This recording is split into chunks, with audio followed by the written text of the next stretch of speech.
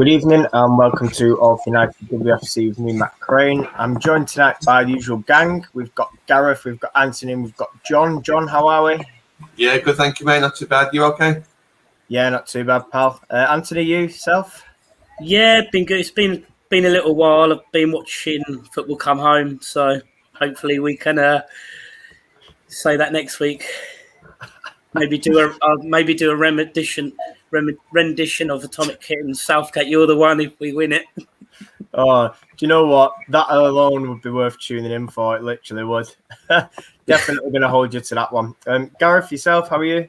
Yeah, great. Just like Anthony said, if we're 2 wins away from winning the Euros, I'll be on the beer non-stop from Sunday night till we start recording next Tuesday. Maybe we should pre-record next week, thinking ahead, and maybe that'll be the safest bet. And I think Sunday to Tuesday, looking at Anthony there giggling away, he's definitely going to be on it for the whole week, isn't he? Definitely. Yeah. Well, I've got work. I'm going to book next Monday off, and then if we lose, I'm going to cancel the day off because if we lose, I'll end up going home annoyed. Or keep your day and use Monday as like a drink to drown your sorrows day. Nah, because I've got Thursday and Friday off as well because it's my birthday next week, as you know. Ooh, fair enough. In that case, then we might have to get John singing on his Thursday show. He's thinking up on last Thursday show. But when's your birthday, Anthony? Is it the 15th? Next year. So I know you discussed about something. I've just remembered. Yeah, it's your birthday. So our show is your birthday. What a great celebration. I know. and maybe the manager will be announced on that day as well, of a triple celebration. Who knows? Yeah, I hope so. It'd be nice, wouldn't it? It's getting a bit long-winded now. Yeah. Hi as well to Jonathan. Right, I will get back on task. Apologies. Tonight's show, then, a little bit of everything. We're mainly sort of looking at managerial qualities to succeed. So, obviously, I know we say this every week, but we should be hearing something now. We would expect to. I think people are starting to get a bit fed up now because, you know, people, whether it's journalists or whether it's other contacts that we have, they get told information. We get fed one thing.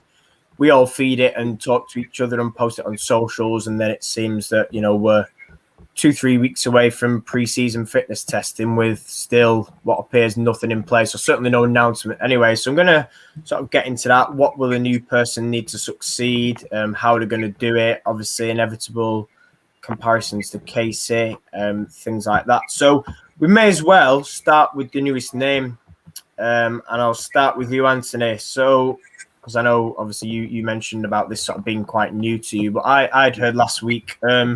Quinton Fortune, former, obviously, United player. He has been, for the season just finished, the first team or joint first team coach at Reading with John O'Shea. Previously coached the men's under-23 squad and last week completed his UEFA Pro licence course. Casey also happened to be on that same course. Where do you stand then on that? Obviously, it is a rumour, but his name has been thrown out there, and there obviously must be some sort of reason. But what would your thoughts be on that potential, or the potential of it happening? My personal opinion is I want someone with women's experience around. I know Casey hadn't had the managerial experience, but that's because she had just retired. But with Casey, she had the knowledge in the women's game, whereas what you've said with who they've been coaching, it's the men's side. So I think to progress, I do think we need someone who's been around the women's game and not just the men's game. I could be proved wrong. It could be a really good shout. He's played for United, so he knows the United way and what United will expect. But in my personal opinion, I'd want someone with at least a little bit of knowledge in the women's game. It's interesting though, isn't it, John? Because I'm just looking now at some of these comments coming through, and I know obviously you've watched a lot of the men's under-23s. Jonathan Ball here says obviously he was well regarded when doing stuff with the under-23s. John Fry obviously tweeted the All for United Twitter account, and we did say, you know, come on and sort of express your views. So it's only right as well to sort of touch on what Jonathan and John have said. Do you want to sort of pick up on that then? John Fry is obviously there saying, you know, he's a little bit worried, obviously pre-season, like I mentioned. Obviously it's fitness testing first. You know, no manager, and we might struggle for top 5. Sort of what do you want to maybe summarise those 2 points, and obviously your thoughts as well, having, you know, watched the most out of all of us on the under-23s? Yeah. So first of all, when I first heard that rumour, I just thought, okay, it's just another rumour. People want internal progression, and Quinton Fortune would be that, coming from obviously being an ex-Man United player and coming through the under-23s. I completely get that. I understand that he's done the same course as Casey, so they're at like the same kind of level when it comes to that. But I agree with Anthony. I do think he needs someone with at least a bit of experience in the women's game. Now, that doesn't mean that he shouldn't be appointed. It means that if he does come in, then I'd expect him to be surrounded by a lot more knowledgeable people who do know about the women's game.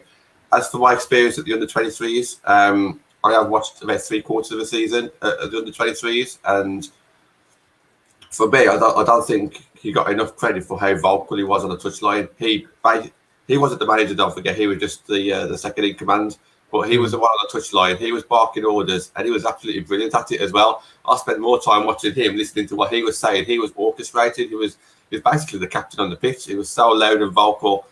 He got the players riled up, and everyone listened to him as well because he is so vocal, and because of the under-23 stadium is so quiet.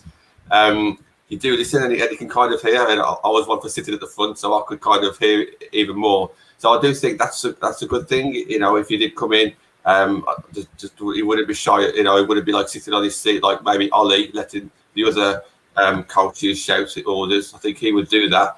But yeah, I stand by what I say. I don't think he should be the first choice. However, we haven't heard many substantial rumours reports of a new manager taking over. So maybe this could be the reason why, if it's internal. Maybe that's why a lot of journalists abroad or outside of United haven't got wind of anything yet, because it's an internal kind of thing. So I don't think it's likely, but it wouldn't surprise me, I guess. Yeah, that leads me sort of nicely into what I was going to ask you, Gareth. Obviously, thoughts on the appointment, but also, you know, John talked about sort of experienced coaches around him. Now, for me personally, he's already got one in Martin Ho as the number 2. So, I guess for you, would it be, you know, similar to what John and maybe a couple of comments have said about Sunday, maybe even more experience? I mean, let's not forget Martin's been in sort of football for just short of 10 years. Started off in 2014 in academy level, 12 to 14-year-olds. Got progressed through, and obviously was at Everton as well. Where do you sit on this? Obviously, would you keep him and maybe, you know, bring in a few others, or would you like Quinton, or would you sort of not? So I actually disagree with both Anthony and John. Football's football. It doesn't matter whether that's the women's game, the men's game, under-23s game, or disability teams. You know, the skills required to pass a ball and shoot are exactly the same, regardless of who you're trying to coach. So I don't think it does need to be someone from within the women's game, because the way you set up a drill and the tactics in order to play are going to be the same. If you want to play a high-pressing game, for example, you're going to do that irrespective of where you're going to coach. Phil Neville, dreadful in the women's game, dreadful in the men's game. You know, it's not like he's gone from coaching one set of players to another and he's got better. So I don't think it does need to be someone from the women's game. I disagree as well with John Fry saying it needs to be an experienced foreign manager. I think whoever comes in needs to have experience for sure. Doesn't need to be a foreign manager. It needs to be somebody that's going to come in, get the most out of the players. And I think what we really benefited from, what we all really loved from Casey on the sideline, is that she kicked everyone with the team and with the players.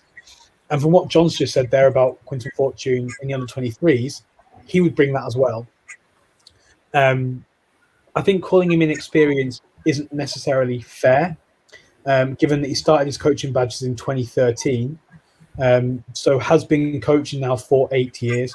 Has coached in the Premier League. Was a coach at Cardiff City. Has been a first team coach at Reading. As well as doing the under 23s. So I feel like there is a lot of experience there. Granted, probably not an awful lot of experience of being the front man. But I don't necessarily think you need that. At the end of the day, I think with the women's game, and this is where it is different, staff teams are a lot smaller. So primarily what I want from whoever the new manager is that they're a good coach first and foremost. I don't want a manager that's going to come in and stand at the sidelines during training while the other coaches and other sort of first team staff are taking the sessions. And Jonathan's made a great point in the chat there that was coached by the greatest manager of all time. Would he be my first choice appointment? No, but Ollie wasn't my first choice appointment for the men's team. I think he would grow into the role, definitely, and would need to be given time by the board and the fans. But I think that's the same for anybody. I don't think we're not going to get a manager that's going to come in and take us into the top 3 next season. I don't think it's going to happen. I don't think at the moment we've got the squad to do that. So I would much rather bring in somebody that is a coach first and foremost. That Quinton Fortune knows the club, and I think that is really important. I think it was the same with Ollie on the men's side. Knows the club and has been able to kind of get the players on board and get the respect from the players. And granted, Quinton Fortune probably doesn't have that same level of gravitas that Ollie did from playing for United, but played 70 odd appearances. And I'll just keep talking now until Matt comes back. So yeah, that's kind of what I think with Fortune. Is he my first choice? No, but I don't think it's a bad appointment either. With regards to the coaching staff, again, I just want good coaches, and I don't mind whether they're from the women's game or from the men's game or the under 23s game. I think Martin needs to stick around. I think there needs to be some kind of continuity towards the coaching team from season, and I don't think the women's game yet is where the men's game is, in the sense that you're going to see managers bring their own assistant with them. That doesn't really happen, I don't think. So yeah, I think Martin should stay and stay as the assistant.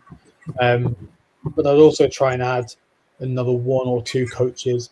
If we can have an outfield coaching to about 4, if you include whoever the new manager is and Martin, and then add another couple, and then keep your goalkeeper coach kind of separate.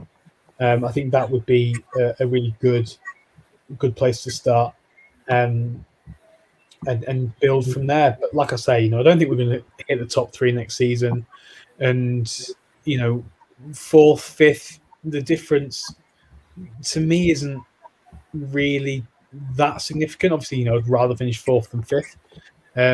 But if it means that the manager has time to come in, build a project, put the right pieces in place, and then really kick on in 12 months' time, then I'd rather that sort of small step back to take a big leap forward. And no, I don't want Hegariza either, because I think England have looked dreadful under her. So the sooner that she's gone from St George's Park, I think the better. Matt, I was going to jump on Gareth what he was saying there, but he kind of cleared it up halfway through what he was saying. So, but yeah, I just wanted to kind of just touch on that as well, just before we move on to Craig's comment. But yeah, I was kind of saying regarding the difference between the women's and the men's football, more to do with off field than on field, and I just didn't know how comfortable Quinton would feel about things off the field. But I agree when Gareth, as soon as Gareth said, obviously the jobs are completely different, the roles are different regarding the people who surround you, then it kind of makes sense. So I agree with you need to be a better coach because there's less other coaches around, which I do think would suit Quinton. And it also makes you wonder that just because Casey was heavily involved in the women's team, it doesn't mean that Quinton would be or the next manager would be. Maybe the structure would have changed now, and it is more focusing on the actual on the pitch, which obviously they would suit Quinton a bit more. But yeah, just touching on Craig's comment.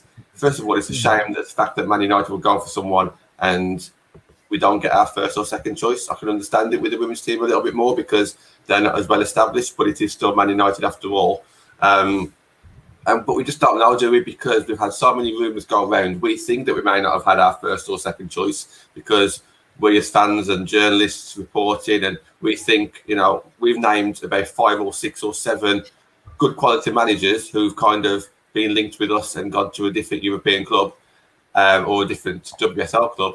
And we think that we're not getting our first choice when potentially we may have got our first choice. We just don't know who our first choice actually was.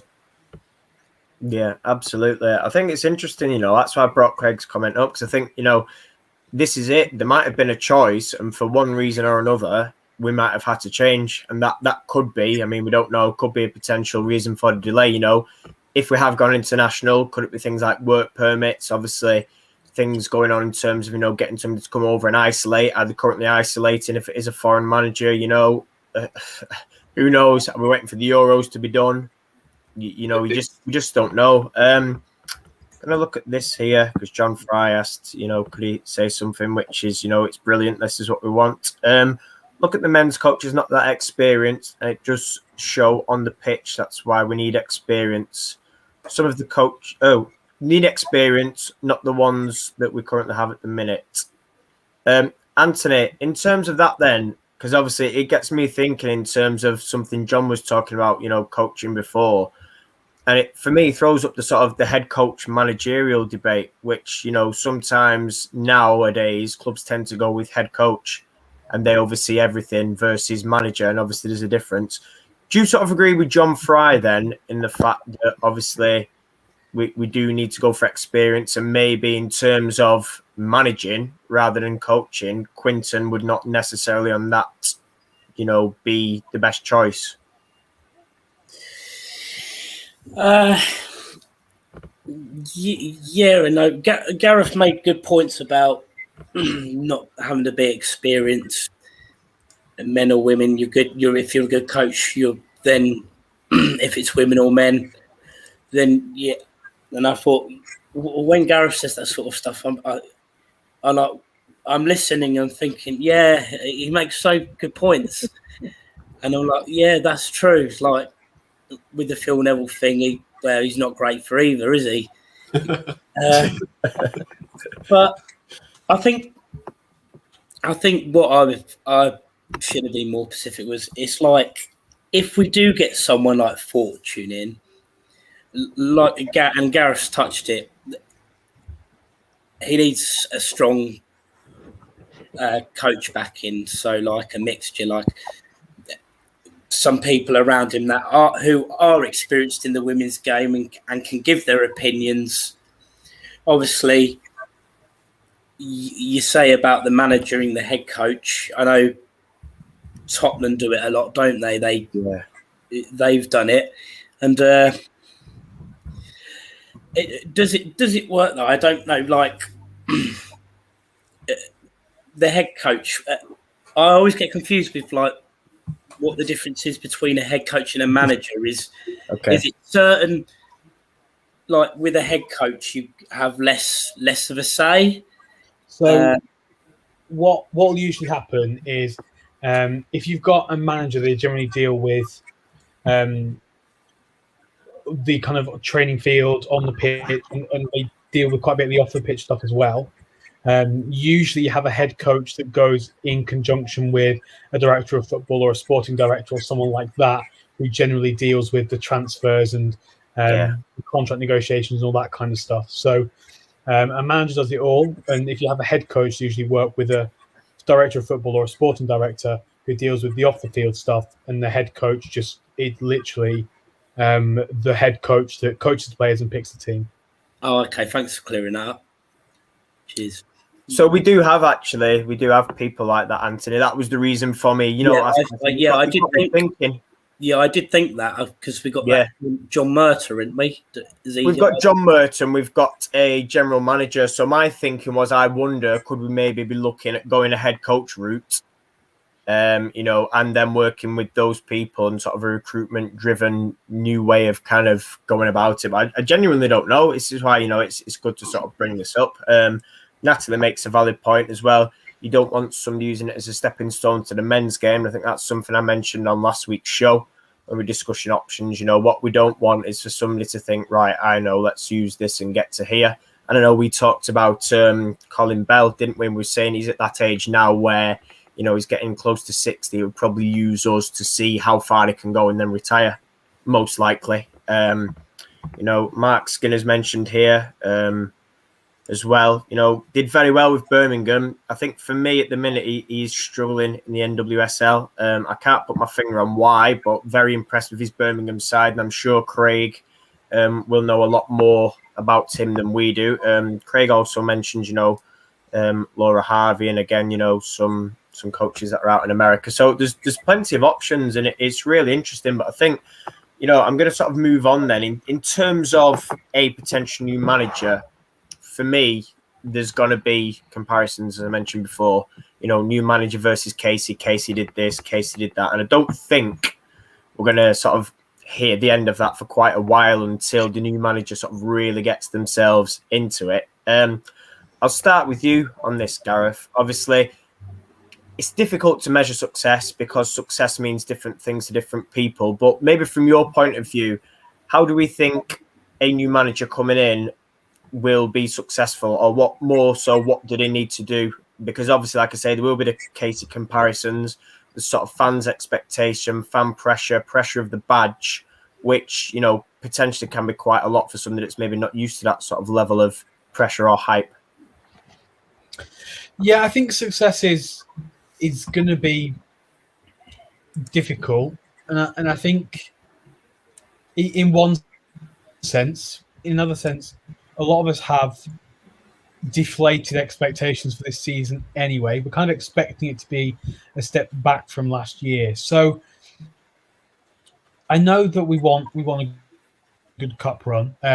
So I think that, if we can get to a cup final, either of the two, would be good. It's due to sort of, we're going to have two FA Cup finals this year. Obviously, one we can't be in because we're out of the 2021 FA Cup. But, we are going to have a completed FA Cup sort of as well, finishing next May. So there, all the Conti, I think there's opportunity for success there. And again, Trotter, I think if we can stay fourth, that'd be great. If we drop down to fifth, I'd happily take that to, if we rested players for a WSL game, if we had a midweek FA Cup game, then I would be okay with that. I know some people perhaps wouldn't. I'd like to see us kind of go for one of the cup competitions, and I think maybe might be slightly different to that, but that I would, the opportunity to go and watch in the cup final, I think is worth more to us than battling for fourth or fifth. If we get a chance for getting third, that'd be a different story. But I think that's going to be beyond us this season. So let's see how far we can go in one of the cup competitions and get your feet under the table, make the team yours, and get your system sort of well embedded with the club. Whatever that system is, I'm not really precious over the type of football I want to watch. But sort of a consolidation and then pushing one of the cups. Can I ask Gareth just a follow-up point on that one? So how much time would you kind of give that new manager then? Because I agree with you, we might have to take a step backwards to take a bigger step forwards. I agree with that. I think the squad is going to change so much. The potential philosophy, the thing behind the scenes, it might get worse before it gets better. I think maybe a few fans are expecting that. I'm not saying it's right. We should have high expectations. But what if we don't? get like a new cup, or what happens if we don't get a cup, or if we are like 4th or 5th in the league? Are you going to start thinking to yourself, we made the wrong appointment, or would you start thinking this is a big challenge, no matter who takes over, and we've just kind of got to ride this season out, no matter what, and then come back stronger in our 5th season, hoping that that we can push on? I think 2 seasons minimum. Craig said 18 months there. I think 2 years definitely should be the minimum before we even start to consider a change. Obviously, I mean, if we're looking at, we're going to go the Liverpool way, then, make a change. But if we're sort of just bouncing around mid-table for a bit, 4th, 5th, and doesn't really seem to be doing an awful lot there, then I'd stick with it for 2 years and see where we're at after that. There's been plenty of times when we could have made a change with Ollie. A lot of times when people wanted us to make a change with Ollie, and we didn't. And I think we're now seeing that was the right decision, and backing the manager was the best thing to do. So I think it's going to be important just to really back the manager. I agree. Leads me nicely onto you then, Anthony. Sort of similar question to Gareth then. Obviously, we talked a little bit there, but what, from your point of view, would a new manager need to do to succeed? Are you similar to Gareth, where you just think, right, give him sort of 18 months, 2 years and go for cups? Or would you prefer to be, let's go for Champions League, forget the cups? Good question. I think I would agree with Gareth on the cup thing. I think, look at Fergie, for instance. I know it's a lot different in the men's to the women's game, other than Emma Haynes, who's been at Chelsea for like 9 years now. But it took 4 years for Fergie to win his first cup. And, at the time they were like, he's out if we lose this game and that. And they stuck with him. And look how dominant United were in the 90s and the early part of the 21st century. And that was through backing him, believing in him, giving him that time. I know Fergie's once in a lifetime now. Your Wenger's gone, and that with like the length of time people stay at clubs, and I know there's a bit more of a shortfall with the women's game, like how long you normally stay at a club, like going from swing to swing. But I think as long as the board backs the manager and they give their manager backing and faith, and if it's not going right, if I expect the team, even with like Tobin and Press and all that gone and LJ gone, I still expect to finish in the top half of the table. But if for whatever reason we do finish 7th or 8th or something, which I don't think we will, I think we've got a good enough squad still to finish 4th, 5th, then so be it. But if we can you've got to think about the Champions League as well. Would you rather win the FA Cup or the Conti Cup, or get to the Champions League? But this is the question though.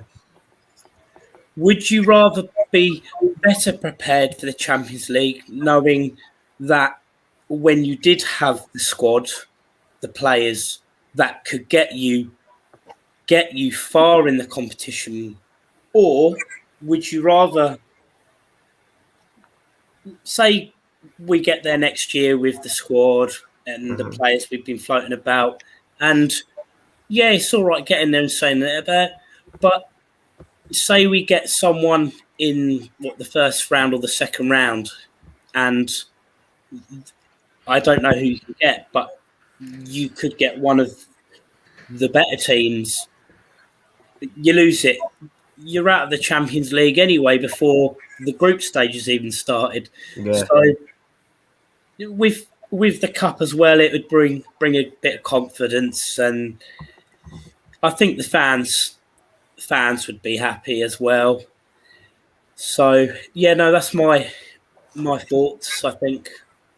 Do you know what? I think, Go on. sorry, go on, John. I was going to fire the question at you after me, but you go first if you want.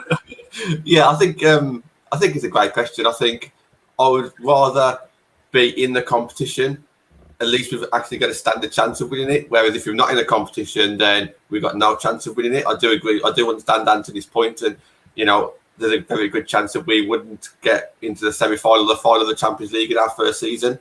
But if we do get the Champions League, if we do qualify for Champions League, you've then got a better opportunity to get better players in, a richer club, and I wouldn't want to sacrifice that for the FA Cup or Conti Cup. That's just my choice. But that doesn't mean that I don't want the FA Cup. I'd love a final. I'd love to go on a final. I really would. But look how disappointed we weren't. Disappointed that we didn't win the FA Cup or Conti Cup this season. We were massively disappointed that we missed out on top three. So I think, for me personally, and I know plenty of fans would disagree, but I think Champions League for our squad at the moment and for our club, whilst I'm still growing, I think it would mean more long term. But the day out, I'd much rather have a day out at Wembley in a cup final than just get knocked out of the Champions League. But you've got to go to the Champions League.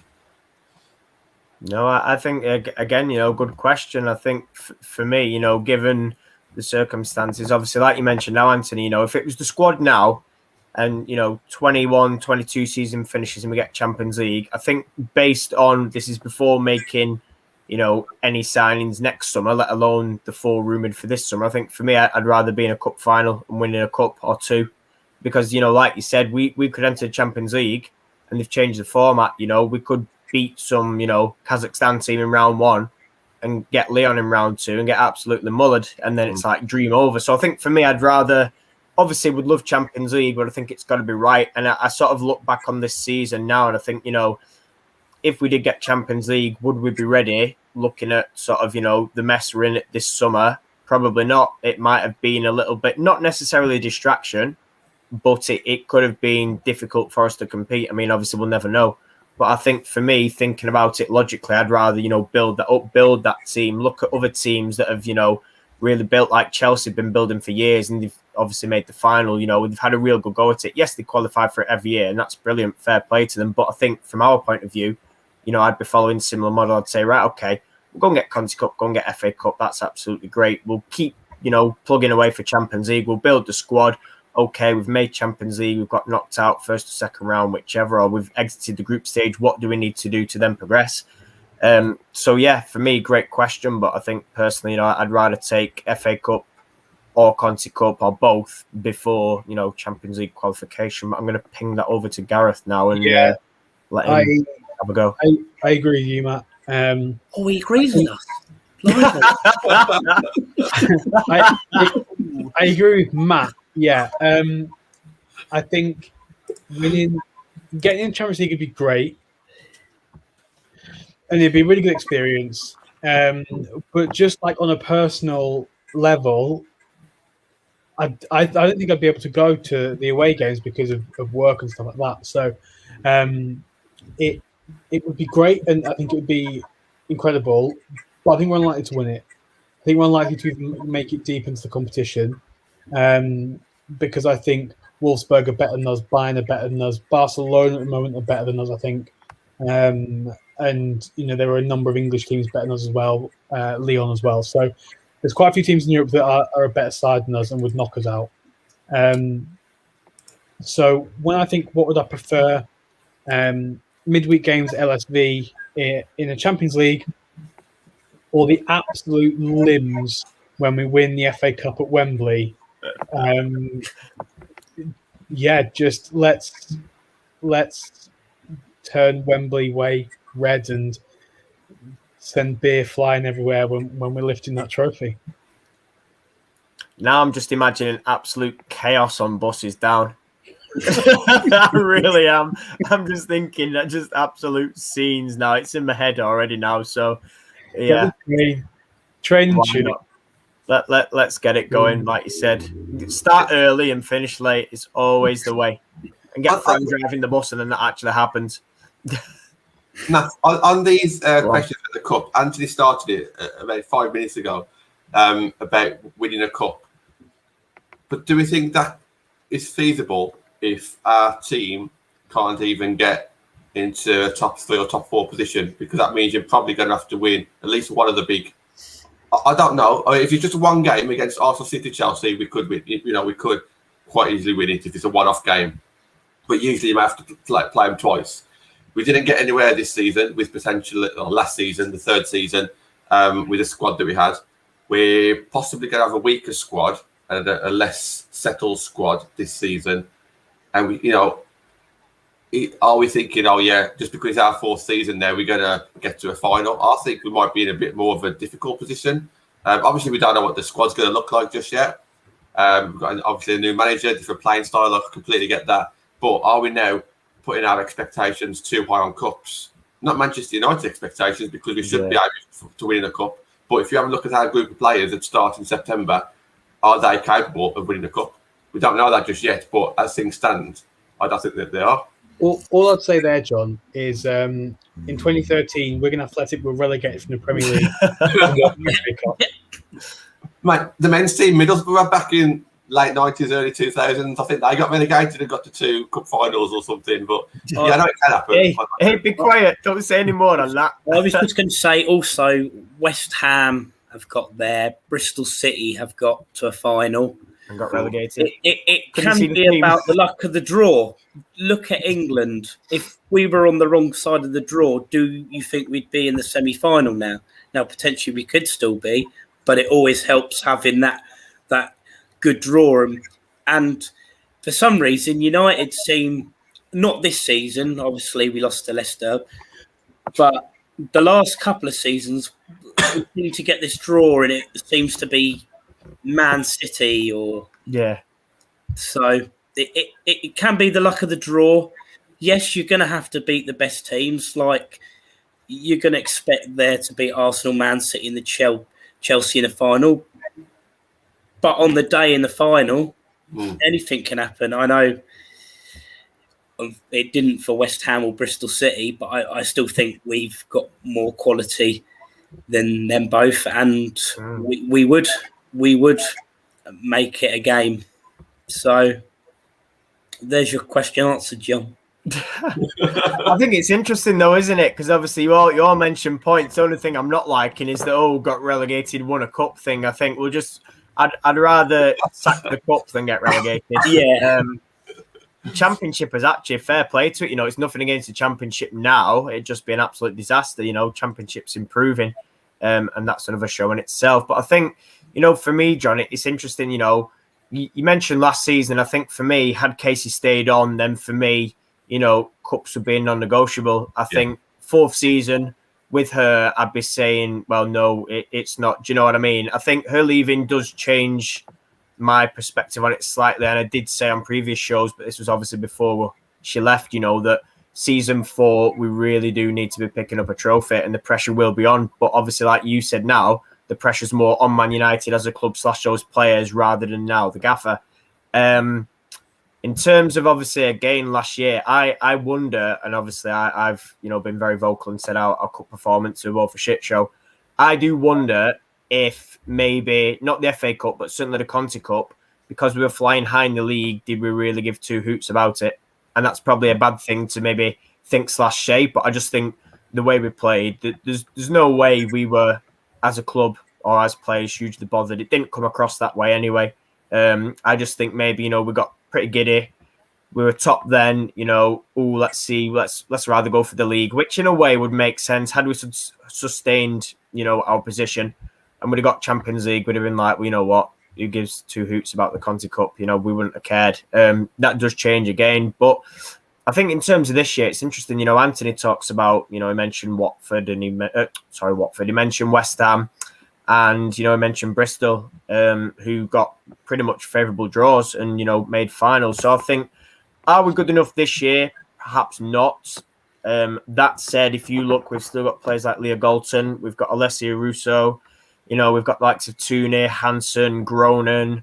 So for me, there's quality players still there. We just need a little bit more in terms of everything else, plus obviously the manager. So, it does become interesting. I still think that, we should, obviously, bearing in mind the squad we have now, we should still be at least, making a half decent cup run. And I don't want to put expectations on and say we're going to get here and we're going to get there, because they always come back to bite you. But I think for me, we shouldn't be ruling it out based on what we've got going on now. I think once we get a manager in and stuff settles down, that there's still, for me, there's still a decent standard in that squad that should be beating, the lower parts of the table and probably the mid parts as well. But maybe that's my arrogance. Maybe that's where people pull me up and say, well, actually, typical, whatever. But listen, it's football, and I just want the best for our squad. And Anthony said it's spot on. Cup draws can throw up anything. It can be favourable. It can be unfavourable. Can I just say something quickly? Yeah, go for it. You've talked about Leah Galton, just name dropping. Yeah. Keeping Leah Galton fit all season will be vital. If I'm not mistaken, in all 3 seasons, she's had a couple of months out, and then obviously it's knocked her stride. Like the end of last season, she got that knock, and then she did come back, but you could see she wasn't up to the pace so much. The championship season, wasn't she injured at the start? Got stretched off. And then she did come into it in the later part, and it was brilliant. And then in the second season, I'm pretty sure she had a bit of time out as well. So, especially when you're having two months out, it takes a bit of time to get back up to the pace of the game. And I don't want to say it was a coincidence, but when Leah did get injured this season, I know there were a lot more injuries, but that was when it started turning away from us, Champions League, in my opinion.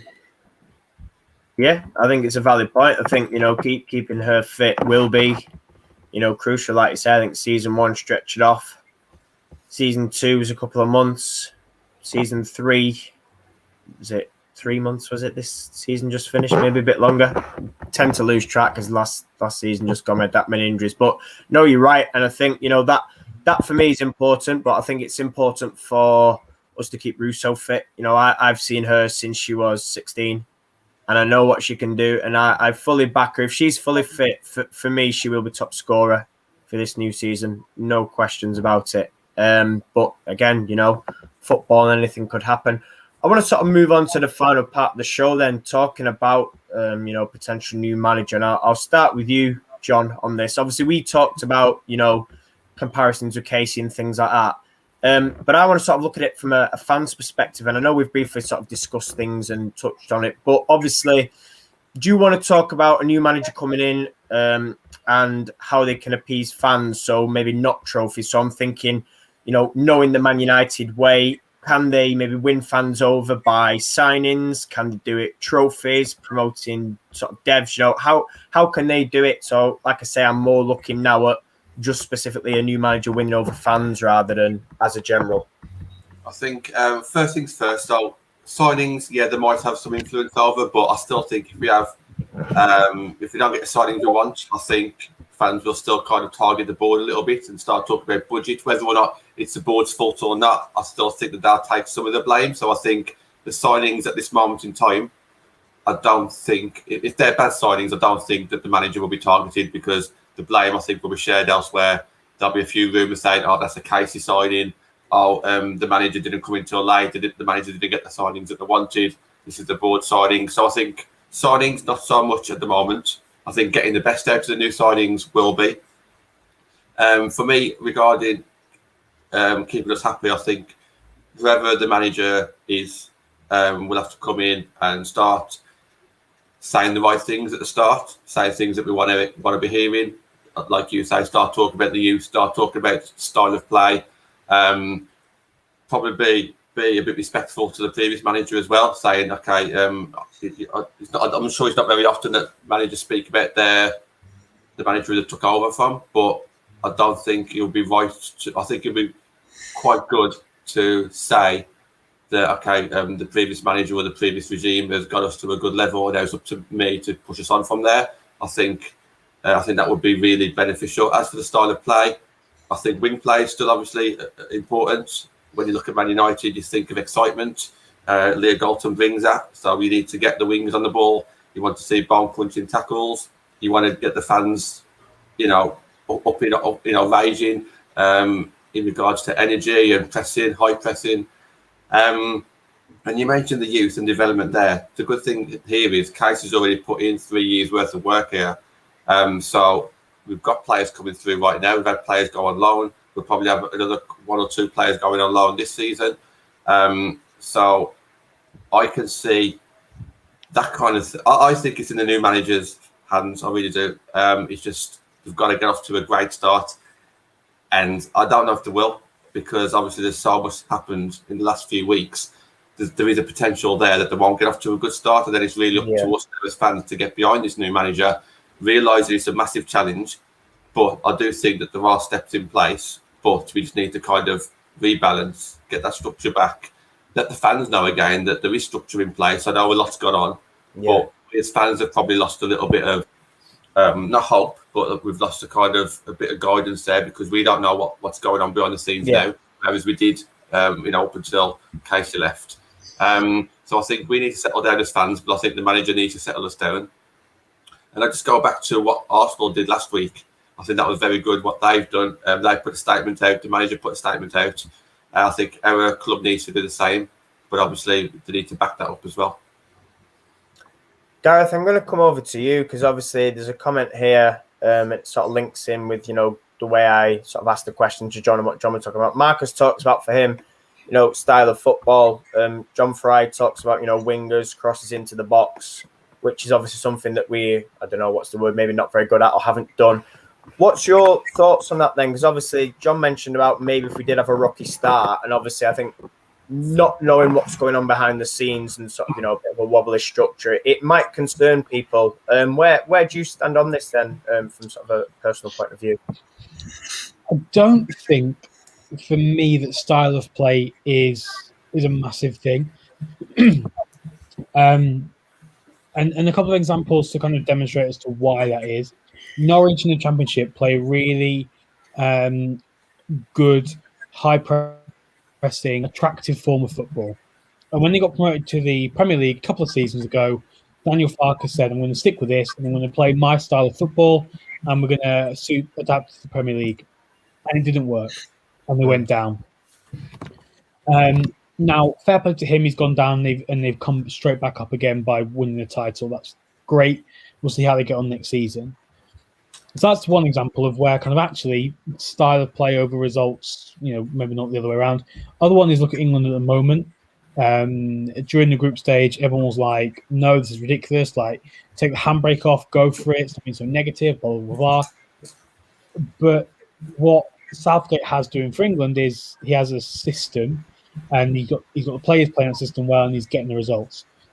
So I don't really mind if we play a style of football where we sit back, invite a bit of pressure, control the game, break forward quickly and score goals.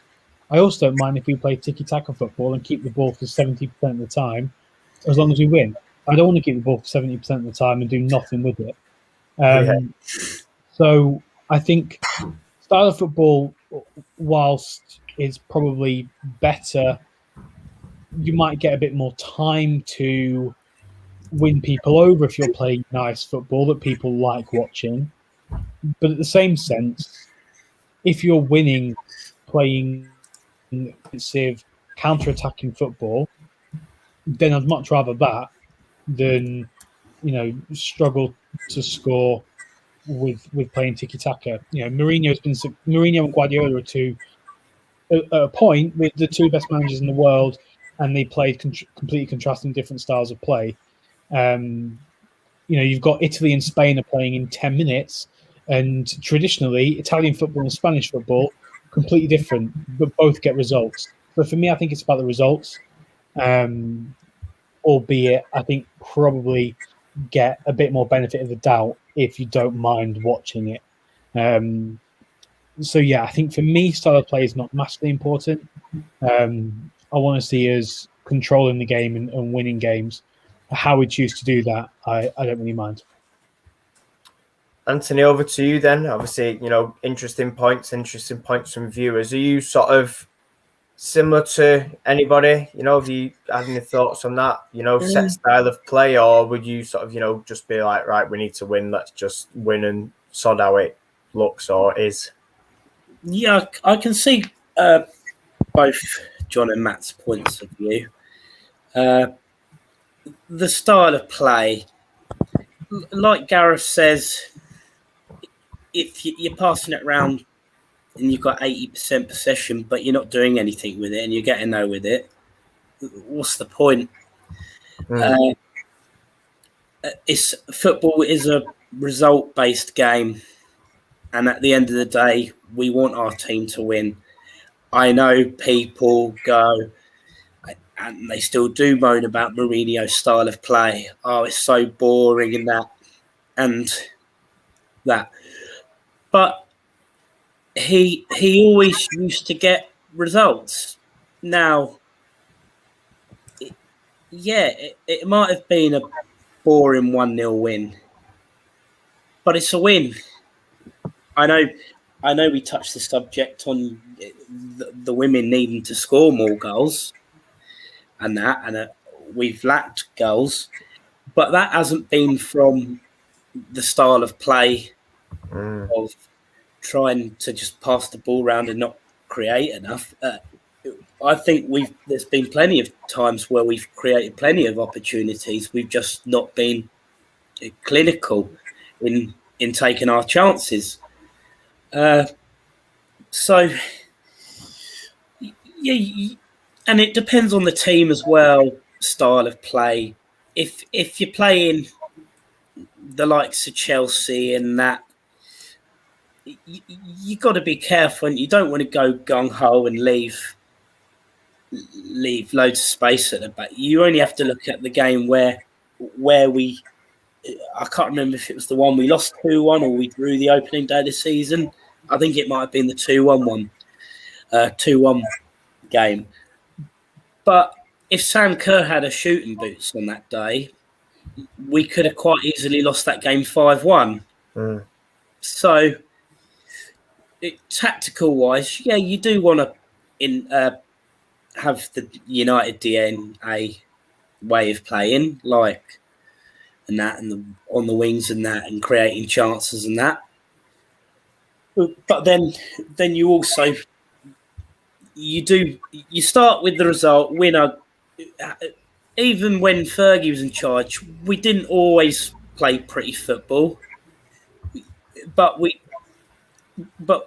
sometimes we did. But when we didn't play pretty football and we weren't on our game, we still managed to find that way to win. And that's what makes champions, isn't it?